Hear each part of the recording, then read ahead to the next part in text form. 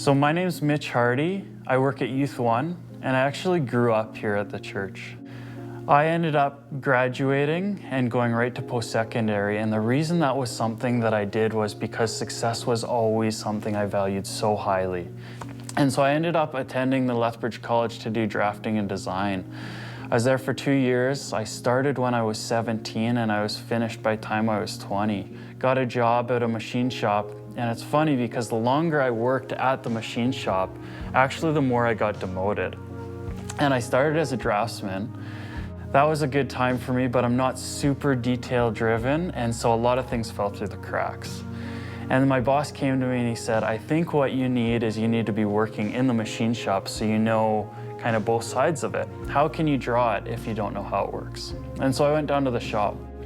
And this time for me was a great time because I really enjoy working with my hands and I love people, and so I was able to talk to more people than just sit at my desk and draw. And so over my time at the machine shop, the longer I worked in the shop, kind of the more depressed I got. And I felt like this for me isn't what I went to school for. And I can't take the next step to becoming successful. I felt trapped. I felt like this was the end of the road.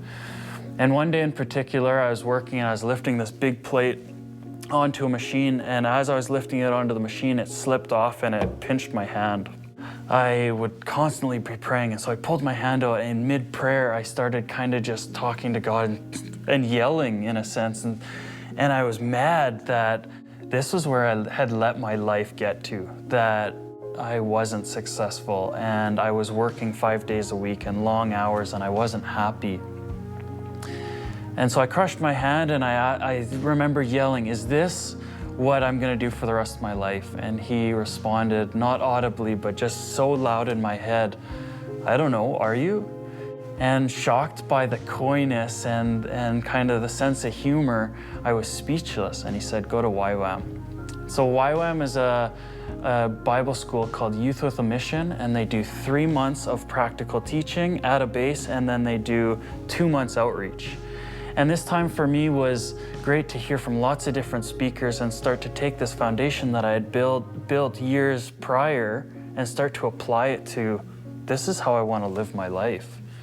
And John 10:10 talks about living life and life to the fullest. And this is a verse that kind of stuck with me all the way through Bible school, and realizing that the church isn't just trying to reel me in because they get money from me or they benefit from me, but really that they want me to live life and life to the fullest. And so coming out of school, because I had this emotional connection that's the place that really started to change my life, I wanted to go back naturally, and I wanted to be kind of that change in other people's lives.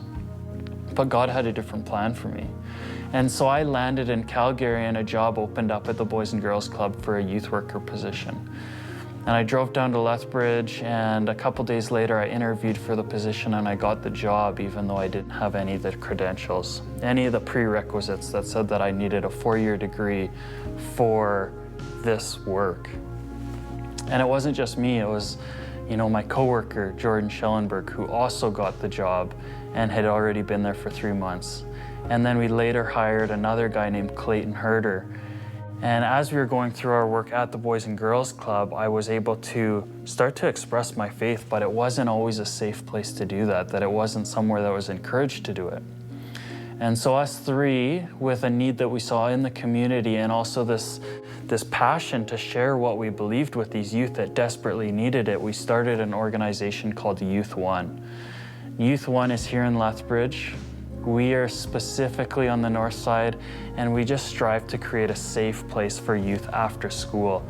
After school is the highest crime time for youth in this city, and we're just there for these youth to come through the door and be.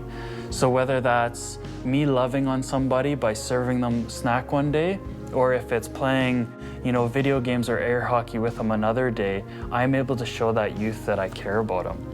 And through that relationship that we build, we start to talk about who we are and more meaningful conversations like what we believe, who Jesus is and how Jesus has changed my life personally.